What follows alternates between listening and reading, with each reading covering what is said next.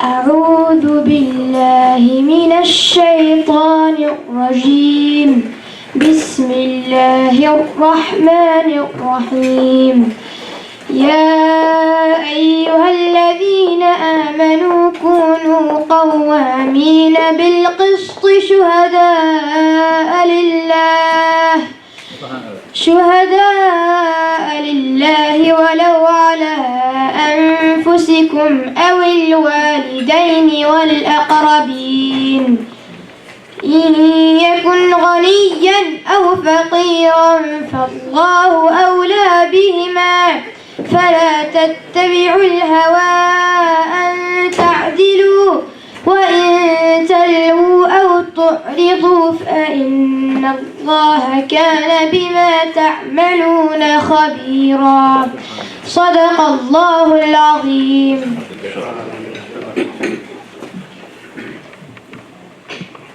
O you who have certainty of faith, be upholders of justice as witnesses before Allah, even if it be against your own selves, or your parents, or those near you, whether it be rich or poor, for Allah wills goodness for both. And follow not your desires if you are just.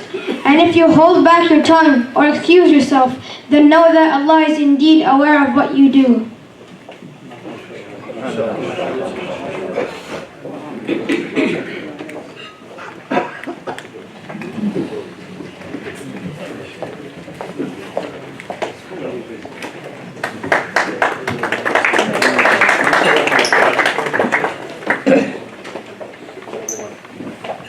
Distinguished ladies and gentlemen, Sat Sri Akal, Namaste, Vanakkam, Assalamu alaikum wa rahmatullahi wa barakatuh. We are honored by your gracious presence here. A mini conference called to examine the growing dark clouds over South Asia, which, if they are not dispelled, can coalesce into a black hole and devour India, Pakistan, Bangladesh, Afghanistan, and regions beyond. This is a distinguished group of community leaders from multiple communities. I'm Dr. Nazeer Ahmed, former member, Karnataka Legislative Assembly, and currently Director of the World Organization for Resource Development and Education in Washington, D.C., amongst other things. And it's my privilege to be your host this afternoon. My comments are being recorded for YouTube, streaming, and television. The intelligence services of the United States and India know everything about me, so I'm not concerned one bit. However, the cameras will be turned off for subsequent speakers, as we do not have their permission to record. It goes without saying that in a meeting like this, things will be recorded. And they will show up one time or the other.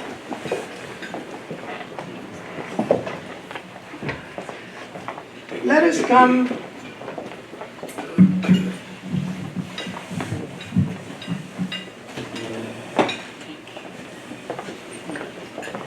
a side comment. See, when you live in the East Coast, there are a lot of people from Italy. And when I talk to people with Italian background, they want to come close to you. So you step back, they come close to you. They come back, come close to you. Reminds me of this. I'm trying to say. It's an Italian mic. Let us come right to the point and ask ourselves, why are we here? We are here because Hindutva, a neo-fascist ideology, is taking over India. The current rulers of India subscribe to Hindutva, and I'll explain later that Hindutva is not Hinduism. And the implications are enormous, not just for the nations of South Asia, but for the world at large.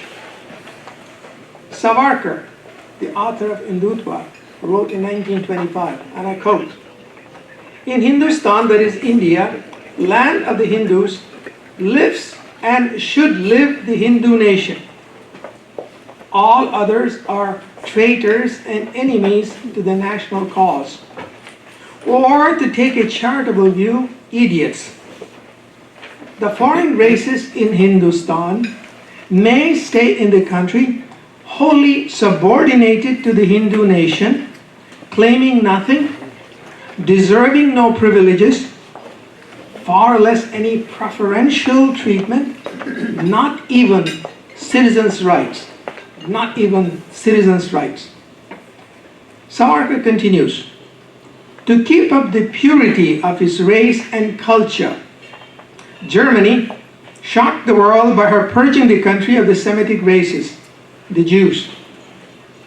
Race pride at its highest has been manifested here, a good lesson for all of us in Hindustan to learn and profit by." And this was written in 1925.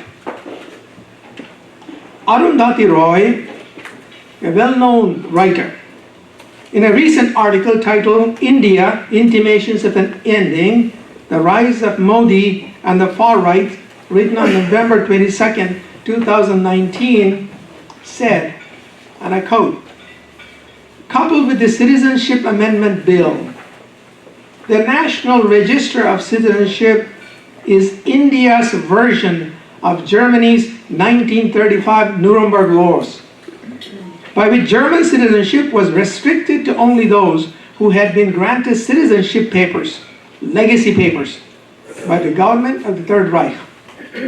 The amendment against Muslims is the first such amendment. Others will no doubt follow against Christians, Dalits, communists, all enemies of the RSS. The impact of Hindutva is already manifest in the social and political domains. Consider the following. Muslims and Dalits are lynched on mere rumors that they eat beef. Kashmir is under military lockdown after the abrogation of Article 370. 4,000 community leaders are locked up. All forms of protest, peaceful, non-violent, or any other kind, are forbidden. No internet, no cell phones, no independent news, no livelihood. Let alone self-determination for the hapless Kashmiris, mere survival is a challenge. In Assam, 1.9 million people have been classified as non-citizens, no citizenship. And their future as stateless people is uncertain.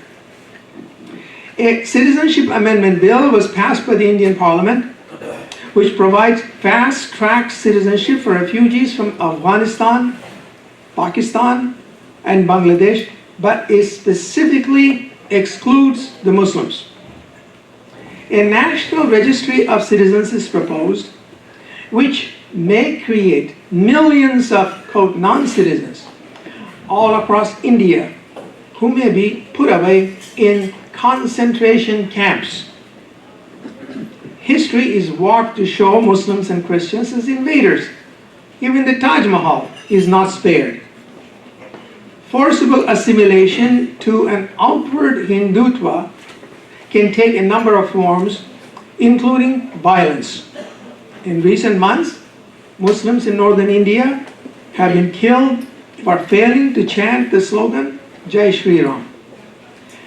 Summarily, these events taken together mean only one thing: marginalization of Christians, Muslims, Dalits, communists, anyone who is perceived to oppose Hindutva. Historical analogies with the Spanish Inquisition of 1492 or Nazi Germany of the 1930s are made by observers. The Spanish Inquisition led to the expulsion of Jews and Muslims from Spain, as well as forced conversion. The Nazi ideology led to the gas chambers of Auschwitz for 6 million Jews. Concentration camps are already in place in India. And yesterday in the Hindu newspaper, one of the primary newspapers in India, I saw the outline of one of those concentration camps. It is probably about a square mile. It is not for mom and dad. It's not for 4, 5, or 10 people. This is to accommodate thousands upon thousands of people.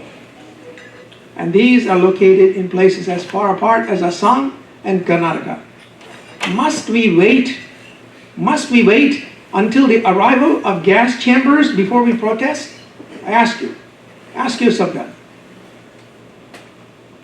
Let us be very clear. Hindutva is not Hinduism.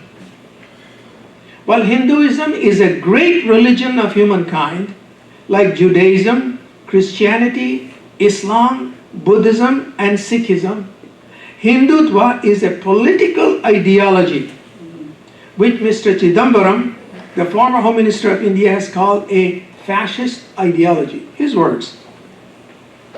This conference is not about religion. It is not about religion. It is about human rights. Do not fall into the trap of calling this a Hindu-Muslim issue. Do not fall into the trap of calling this a Hindu-Muslim issue. The Hindutva forces would like nothing more than to make this a Hindu-Muslim issue. It is a human rights issue. A human rights issue, not a religious issue. In the struggle against Hindutva, people of all faiths, Christians, Jews, Hindus, Sikhs, Muslims, believers and disbelievers alike, must unite and work together. The role of the so-called Muslim ulama in these trying times is most damaging. The Shahi Imam of Jami Masjid and the Sajjada Nasheen of the Ajmer Dargah have reportedly said that the Citizenship Amendment Act does not harm the Muslims. What planet do they live on? Where do they come from? Are they here on this earth? It is obvious that the solutions are not going to come from the religious quarter. I repeat, the solutions are not going to come from the religious quarter. You cannot also expect any sympathy from the oil-rich countries such as Saudi Arabia and UAE. Notice how they honor the very same leaders who are the architects of Hindutva. The people of South Asia, this is very important. The people of South Asia must depend on their own wits and learn to sit down and work out their internal problems. We must solve our own problems. This applies to all the people of South Asia. Some may say, why should we care about what happens in India? Make no mistake about it. Hindutva is an existential threat to the Muslims, Dalits, Christians, socialists, tribals, and all other minorities in South Asia. As the sage Santayana said, those who do not learn from history are condemned to repeat it. And as Allama Iqbal warned, na samjhoge to mit jaoge ay Hindustan walo, tumhari dastan tak bhi na hogi dastanon mein. The destabilization of South Asia has dire consequences for the whole world. Continued unrest in India may lead to a massive refugee crisis on the borders of Bangladesh, Pakistan, and even Afghanistan. Justice is universal and indivisible. The violation of justice against one community will ultimately lead to a violation of justice for all communities and political parties. Speaking against the Nazis at the end of the Second World War, the German friar Martin Niemöller said in 1946, "First, they came for the socialists, and I did not speak out because I was not a socialist. Then they came for the trade unionists, and I did not speak out because I was not a trade unionist. Then they came for the Jews, and I did not speak out because I was not a Jew. Then they came for me, and there was no one left to speak for me." So what is the end game? Specifically, what do we expect this mini conference of community leaders to accomplish? The issues are broad, and the challenge is long-term. Fortunately, there is hope on the horizon. For the first time since the 1940s, there is an incipient mass movement in India, led by students, intellectuals, and some politicians, to preserve the pluralistic mosaic of Indian society. This movement must be supported and reinforced. We must support them and reinforce them. There can be no peace in South Asia until inclusive civil societies emerge and are established in India, Pakistan, Bangladesh, and Afghanistan. Mark my words, there can be no peace in South Asia until inclusive civil societies emerge and are established in India, Pakistan, Bangladesh, and Afghanistan. The solutions are not to be sought in extremism. History has shown that extremism destroys, it does not construct. Allah does not love the extremists. Inna Allah la yuhibbu mu'tadin. The times call for leadership with emotive intelligence, a balance between heart and mind, justice tempered with love, compassion, and ihsan. In our context, ihsan means good governance in a civil society. We lack that in the Islamic world. Good governance. That is ihsan. Our end game is to pull back the nations of South Asia from the precipice and nudge them towards inclusive civil societies, honoring the civil rights of all citizens. I recommend a three-pronged approach to the challenge at hand to this distinguished audience. First, enhance community awareness. Educate yourselves with the issues and share your concerns about a possible genocide in India with your neighbors, interfaith, and civil rights groups. Train people who are articulate and presentable. This is largely being done by the community leaders present in here. Second, build bridges of understanding with Hispanic, Afro-American, Jewish, OBC, Sikh, Muslim, and Hindu groups for a grand coalition for what? For justice and ihsan. Lastly, I call upon this distinguished gathering of all faiths to organize a grand national conference within 40 days and invite organizations, academics, and community leaders across North America who are concerned about human rights in South Asia. Call it South Asia Civil Society Forum, SAC-SF, or any other name. The intent is to articulate our common concerns about a possible genocide in India before national and international media and the United Nations. Let our voice resonate around the world.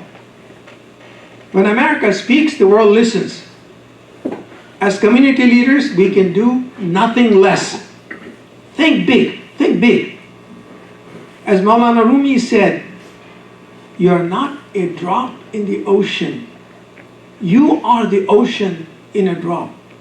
You're not a drop in the ocean. You are the ocean in the drop. Think big. Aim high. Have a high vision and try to change the world. Thank you. Shukran. Namaskaram, Mikanamri. I hope I said it correctly.